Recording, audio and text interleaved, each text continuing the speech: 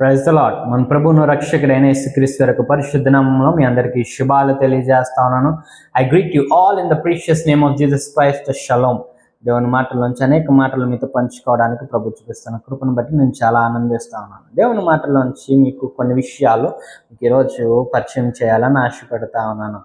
ఒకసారి ఒక ప్రాంగణానికి వెళ్తా ఉన్నప్పుడు, లేదంటే ఒక జడ్జ్మెంట్ ప్లేస్కి, లేదంటే ఒక కోర్ట్కి వెళ్తా ఉన్నప్పుడు అక్కడ కొంతమంది ఒకరిని బంధించి సంఖ్యలు వేసి పోలీస్ సిబ్బంది వారు ఆ యొక్క కోర్ట్ ప్రాంగణంలోకి తీసుకువెళ్తా ఉన్నారు.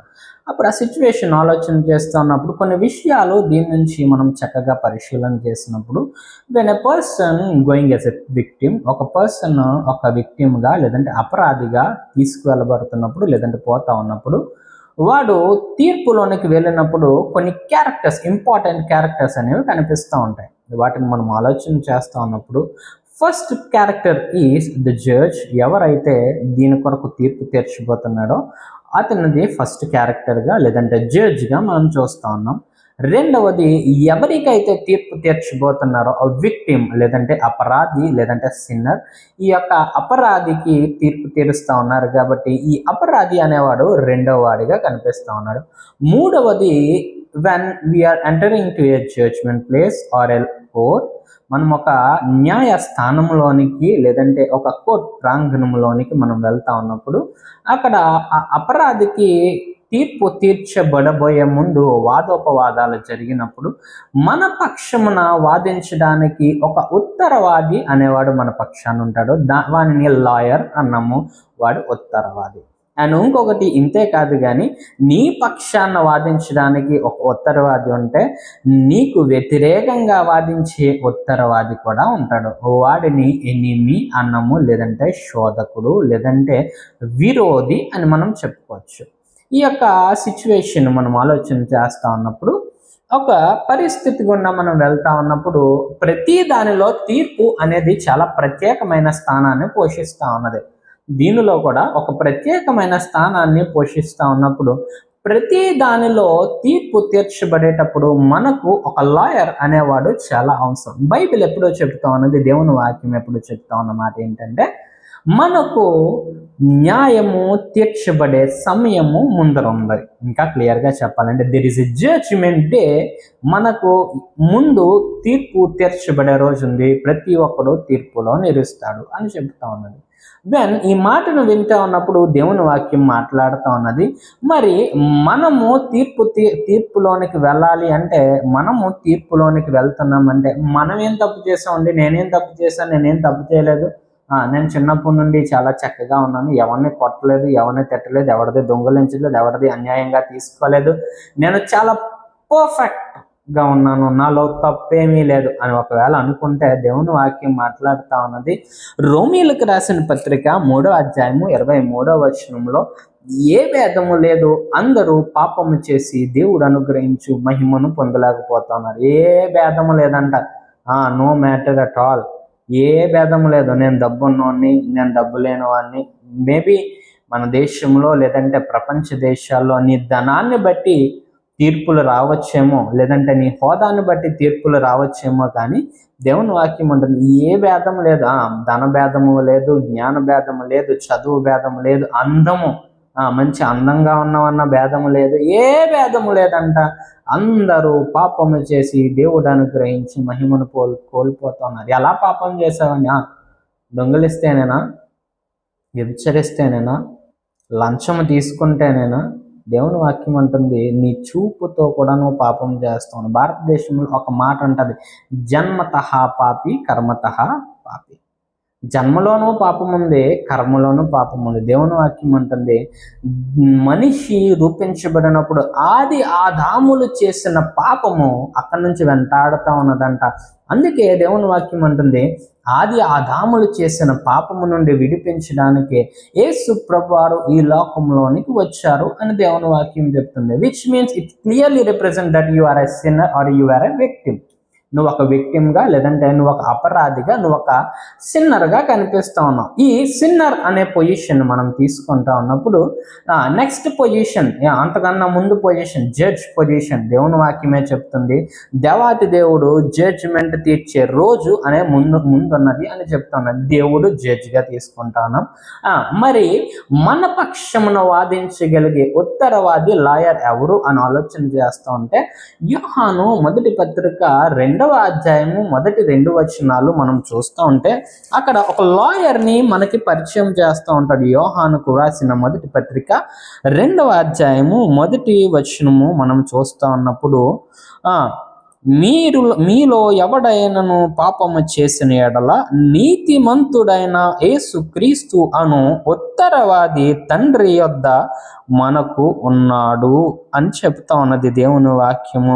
అలాగే కింద ఉత్తరవాదికి ఆదరణకర్త అని మాట్లాడుతూ ఉన్నది. ఇంకా క్లియర్గా చెప్పాలి అంటే హెబ్రీ పత్రిక 7వ అధ్యాయము మనము 25వ వచనంలో చూస్తూ ఉన్నప్పుడు అక్కడ మాట్లాడుతూ ఉన్నాడు, ఈయన మన ద్వారా దేవుని యొద్దకు వచ్చి వారి పక్షమున విజ్ఞాపనము చేయుటకై నిరంతరము జీవించుచున్నాడు గనుక వారిని సంపూర్ణముగా రక్షించుటకు శక్తిమంతుడై ఉన్నాడు. ఈయన ఏం చేస్తా ఉన్నాడంట, దేవుని దగ్గర నిరంతరము మన కొరకు విజ్ఞాపన చేసేవాడుగా ఉండాలా. ఓకే, మనకి జడ్జ్ ఎవరో తెలిసింది, విక్టిమ్ ఎవరో తెలిసింది, లాయర్ ఎవరో తెలిసింది. ఇంకొకటి ఉన్నాడు, వీడిని అపవాది లేదంటే ఆపోజిట్ లాయర్, లేదంటే దీన్ని సాతాను అని దేవుని వాక్యం బోధిస్తూ ఉన్నాడు.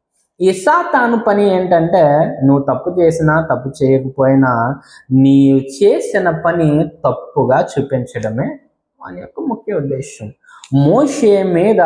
మోషే చనిపోయిన తర్వాత మోషే మీద నింద మోపడానికి కూడా ఈ సాతాను గడ దిగొచ్చి అంటున్నాడంట, మోషే నావాడే తెలుసా, మోషే కోపపడి ఇశ్రాయేలు జనాంగాన్ని తిట్టలేదా, నోటితో దూషించలేదా, దూషించి పాపం చేశాడు, మోషే నావాడే, నాతో తీసుకుపోతా. మరి నువ్వెంత? అప్పుడు దేవుని దూత అక్కడ యుద్ధము చేసి మోషే యొక్క ఆత్మను జయించి తీసుకువెళ్ళినట్టుగా దేవుని వాక్యం చెప్తుంది. ఇక్కడ సాతాను అనేవాడు ఒక ఎనిమీగా కనిపిస్తూ ఉన్నాడు, లేదంటే మనకు ఆపోజిట్ పర్సన్గా ఆలోచన చేస్తూ ఉన్నప్పుడు క్రీస్తు అనే ఉత్తరవాది మన పక్షమున ఉన్నాడు అని దేవుని వాక్యం చెప్తుంది. ఓకే, మన పక్షమున క్రీస్తు అనే ఉత్తరవాది ఉన్నప్పుడు, ఇప్పుడు మన పక్షమున క్రీస్తు అనే ఉత్తరవాదిని మనం అపాయింట్ చేసుకోవాలంటే ఏం చేయాలి? సెకండ్ ఉన్నాడు అని తెలుసు, వాక్యాన్ని చదివితే క్రీస్తు అనే ఉత్తరవాదిని మనం అపాయింట్ చేసుకోవచ్చా? లేదంటే నువ్వు ఎలా ఉన్నా ఒక గంట ప్రార్థన చేసి, లేదంటే 10 నిమిషాలు, లేదంటే చాలామంది అంటారు, మా కుటుంబములు అందరూ ఎలా ఉన్నా అండి, నేను రోడ్డు మీద వెళ్తున్నప్పుడు చర్చ్ కనిపిస్తే ఆగి చెప్పులు తీసి దండం పెట్టుకొని వెళ్తాను. అలా దండం పెట్టుకుంటే నీ పక్షాన క్రీస్తు అనే ఉత్తరవాది ఉన్నాడా? దేవుని వాక్యం చెబుతుంది దీనికంటూ ఒక ప్రత్యేకమైన మార్గం ఉంది. ఎలా అపాయింట్ చేసుకోవాలి లాయర్ని అని ఆలోచన చేస్తా ఉన్నప్పుడు దేవుని వాక్యం ఒక ప్రాసెస్ని చెబుతుంది. అనేకమైన విషయాలు ఇశ్రాయేలు జనాంగాన్ని ప్రత్యేకించి వారికి న్యాయశాస్త్రాన్ని విధించిన కాలంలో ఐగుప్తు నుండి నిర్గమకాండములో వారిని తీసుకొని వస్తూ ఉన్నప్పుడు మోషే వారికి ఒక లీడర్గా ఉన్నాడు. ఆ సమయంలో ఫరో ఎదుటి నుండి వారిని తీసుకురావాలన్నప్పుడు ఫరోతో మాట్లాడుతూ ఉన్నాడు మోషే, నేను నా దేవుడైన యెహోవా ఎదుటికి మేము వెళ్తాం, మాకు కానాను దేవుడు ఇస్తా ఉన్నాడు కనుక మమ్మల్ని వదిలిపెడితే మా జనాంగాన్ని తీసుకొని వెళ్తా అన్నప్పుడు ఫరో ఒప్పుకోవట్లేదంట. ఒప్పుకున్నప్పుడు అనేకమైన దేవుడు కార్యాలు జరిగించి ఫరో ఎదుట తాను నిరూపించుకున్నాడు. మోషేని కర్ణపాడే అంటే అది కింగ్ కోబ్రా అయింది. వారు కూడా అక్కడ మంత్రగాళ్ళు కూడా పాడేశారంట. వారి పాములను లేదంటే వారి కర్రలను మోషే కర్ర తినివేసినట్టుగా కూడా మనం చూడొచ్చు. అలాగే ఆ యొక్క ఐగుప్తు నీటంతటిని రక్తమయముగా మార్చినట్టుగా చూడొచ్చు. అలాగే మిడతలు దండొచ్చి దిగినట్టుగా, కప్పలు వారి గృహాల్లో చొరబడినట్టుగా, అనేకమైన తెగుళ్లతో ఇశ్రాయేలు విడుదలకు దేవుడు కార్యాలు చేసినట్టుగా, అయినా ఫరో హృదయము దేవుడే కఠినపరిచినట్టుగా కూడా మనం అక్కడ చూడొచ్చు నిర్గమకాండములో. ఇవన్నీ జరుగుతూ ఉన్నప్పుడు 2వ అధ్యాయము 12వ అధ్యాయము 21వ వచనం, నిర్గమాకాండము 12వ అధ్యాయము 21వ వచనం దగ్గరికి వచ్చేటప్పటికి దేవుడు ఒక మాటను మోషేకి తెలియజేస్తున్నాడు. మోషే, ఇలా కాదు, నేను నీకు ఒక విషయం చెప్తాను, వచ్చే చదువుదాం ఒకసారి. నిర్గమాకాండము 12వ అధ్యాయము 21వ వచనం దగ్గరికి వచ్చేటప్పటికి, కాబట్టి మోషే ఇశ్రాయేలు పెద్దలందరినీ పిలిపించి వారితో ఇట్లను, మీరు మీ కుటుంబంలో చెప్పిన మందల్లో నుండి పిల్లలను తీసుకొని పస్కా పశువును వధించి మరియు హిస్సోపు చేత తీసుకున్న పళ్ళెంలోనున్న రక్తంలో దాన్ని ముంచి ద్వారబంధములను పైకమ్ములకును 2 నిలువు కమ్ములకును పళ్ళెంలో ఉన్న రక్తమును తాకింపవలను. తరువాత మీలో ఎవడును ఉదయం వరకు తన ఇంటి ద్వారము నుండి బయలుకు వెళ్ళకూడదు. యెహోవా ఐగుప్తీయులను హతము చేయుటకు దేశ సంచారము చేయుచు ద్వారబంధముల పైకమ్ముల మీద 2 నిలువు కమ్ముల మీదను ఉన్న రక్తమును చూచి యెహోవా ఆ తలుపులను దాటిపోవును. మిమ్ము హతము చేయుటకు మీ ఇంట్లోనికి సంహారకుడు చేరనీయకుడి అని మాట్లాడుతూ ఉన్నాడు. ఇక్కడ జరుగుతున్న విషయం ఏంటంటే, దేవుడు ఐగుప్తుకి తీర్పు తీరుస్తా ఉన్నాడు. ఏమని తీర్పు తీరుస్తున్నాడంటే, నా ప్రజలను పంపవా, నేను చూపిస్తాను అని చెప్పి ఎవరెవరైతే ఇశ్రాయేలు జనాంగం ఉన్నారో వారు కుటుంబాల వారీగా గొర్రెపిల్లను తీసుకోవాలి. ఒకవేళ కుటుంబంలో 2 ఉన్నారు, ఆ గొర్రెపిల్ల ఎక్కువైపోద్ది, అది మళ్ళీ మిగలకూడదు, తినేయాలి, దాన్ని పాడేయకూడదు, దాన్ని పాడు చేయకూడదు. ఈ పస్కా బలి పశువుని ఏం చేయాలంటే, 2 ఉన్నారు సరిపోదు, ఆ పక్కింట్లో కూడా 2 ఉన్నారా, 2 కలిసి ఒక కుటుంబంగా కూడి వారు కలిపి ఒక గొర్రెపిల్లను తెచ్చుకొని ఆ గొర్రెపిల్ల మీద వారి చేతుల నుంచి దాన్ని వారి కొరకు పస్కా బలిగా వధించి ఆ వధించిన ఆ పస్కా బలిని వారు తినాలి.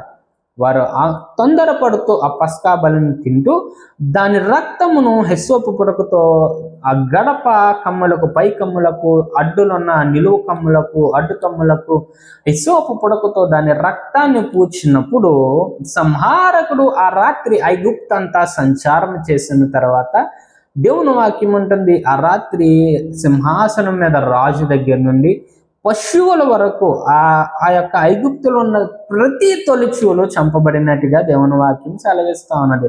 వారి మీద దేవుడు సంహారకుని పంపినప్పుడు అక్కడ ఒక గొర్రె పిల్ల వధించబడింది. దేవుని వాక్యంలో నూతన నిబంధనకు వచ్చేటప్పటికి యేసుప్రభువు వారికి ఉన్న ప్రత్యేకమైన పిల్లలో ఒక పేరు ఏంటంటే, ఇదిగో ఆయన పస్కా బలి పశువు, ఇదిగో నీ పక్షాన పస్కా బలి పశువు. తీర్పు తీర్చబడుతూ ఉన్నప్పుడు నీకంటూ ఒక ఉత్తరవాది ఉన్నాడు. ఆ ఉత్తరవాది పస్కా బలి పశువై నీ పక్షాన నీ పాపము నుండి, నీ శాపము నుండి, నీ విడుదల కొరకై ఆయన యుద్ధము చేయడానికి నీ పక్షాన శత్రువు నీ మీద దాడి చేయకున్నట్లు విజ్ఞాపన చేస్తూ ఉన్నవాడిగా కనిపిస్తూ ఉన్నాడు. ఇశ్రాయేలు జనాంగం ఆ రోజు ఈ యొక్క విధానముతో రాజే పిలిపించి, వెళ్ళిపోండి అర్జెంటుగా మీరు ఎక్కడి నుంచి అని చెప్పారు. అర్థమవుతుందా దేవుని వాక్యం? క్రీస్తు మన పక్షమున ఉత్తరవాది, మన పక్షమున ఆదరణకర్త. దేవుని వాక్యం ఆదరణకర్త, ఉత్తరవాది. ఆ ఇశ్రాయేలు జనాంగము ఐగుప్తు నుంచి విడుదల పొందినప్పుడు ఆ గొర్రె పిల్ల రక్తము వారిని విడిపించింది. ఈరోజు క్రైస్తవ సంఘముగా ఉన్న నీవు నేను కూడా ఆయన 2వ రాకడలో కొంతమంది ఎత్తబడతారు, కొంతమంది విడిచిపెట్టబడతారంట. ఈ కొంతమంది ఎత్తబడే గుంపు, కొంతమంది విడిచిపెట్టబడే గుంపు ఎలాగ ఫిల్టర్ చేయబడుతుంది అంటే, సేమ్ థింగ్. ఈ గొర్రె పిల్ల రక్తము ఎవరి నొసళ్ళ మీద కనిపిస్తుందో, క్రీస్తు రక్తము, క్రీస్తు బాప్తిస్మ రక్తము, లేదంటే క్రీస్తు యొక్క రక్షణా వస్త్రము, క్రీస్తు యొక్క రక్త వస్త్రము నీ మీద ఉన్నట్టయితే సంహారకుడు నీ మీద నుంచి దాటిపోతాడు. ఇదిగో నువ్వు ఆయనతో కలిసి యుగములో జీవిస్తావు. ఇంకా లేడేమో నీ పక్షాన లాయర్, ఉత్తరవాది లేడేమో. దేవుని వాక్యం చెప్తుంది, ఆ యొక్క సిచ్యువేషన్లోనికి వెళ్ళడానికి దేవుడు నిన్ను అనుమతించలేదు, కానీ ఇదిగో నీ కొరకు ఒక ఉత్తరవాదిని పరిచయం చేస్తా ఉన్నాడు. క్రీస్తు అనే ఉత్తరవాది, ఆయన నీ కొరకు నిరంతరము విజ్ఞాపన చేసేవాడిగా ఉన్నాడు. యాక్సెప్ట్ చేయి ఆయన నీ జీవితంలోనికి ఒక మంచి ఉత్తరవాదిగా, ఆయన నీతో కలిసి, నువ్వు ఆయనతో కలిసి జీవించడానికి, నీ ప్రతి పాప శాప రోత బ్రతుకులో నుంచి విడిపించడానికి ఆయన సిద్ధంగా ఉన్నాడు. ఆయన దగ్గర బలపరచబడి ఆశీర్వదించబడు. దేవుడి మాటలు దీవించిన గాక. చిన్న ప్రార్థన చేసుకున్న. మహాగణుడ, పరిశుద్ధుడా, ఉత్తరవాది లేని జీవితంలో అన్యాయపు తీర్పులోనికి నువ్వు కొనుపోబడ్డావు. ఇదిగో మా పక్షాన శోధకుడు చేసే, శత్రువు చేసే వాదోపవాదాల్లో తండ్రి ఎదుట, దేవాతి దేవుని ఎదుట మా పక్షమున ఉత్తరవాదిగా నిన్ను మేము స్వీకరిస్తూ ఉన్నప్పుడు నీ నామములో మా పక్షమున ఉత్తరవాదిగా ఉండండి. మేము చేయి ప్రతి పాపము, ఇదిగో నిజమే, మేము పాపులమే. అపోస్తుడైన పౌలు అంటున్నాడు, ఇదిగో నేను ఈ శరీరంలో ఉన్నంత కాలము దేవునికి దూరస్తుడును. నిజమే, మేము దూరస్తులుగానే ఉన్నాం పాపంలో. మీ రక్తంలో మమ్మల్ని శుద్ధీకరించండి, పవిత్రపరచండి, బలపరచండి, వాడుకోనండి.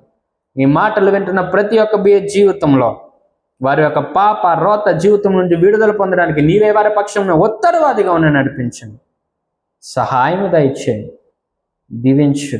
నీ రక్షణ వస్త్రం ఇంకా ఎవరికన్నా లేకపోతే రక్షణ వస్త్రము ధరింపచేయి, సహాయం దయచేయి, దీవించి ఆశీర్వదించి కృప చూపి నడిపించమని ఈ వాక్యం వింటున్న ప్రతి ఒక్క బిడ్డ జీవితంలో నీ దీవెన ఆశీర్వాదం నడిపింపు నెలకొల్పమని వేడుకుంటా. యేసయ్య అతి శ్రేష్టమైన పరిశుద్ధమైన నామములో అడిగి ప్రార్థించి వేడుకొంచున్నాం తండ్రి, ఆమేన్. Praise the lord.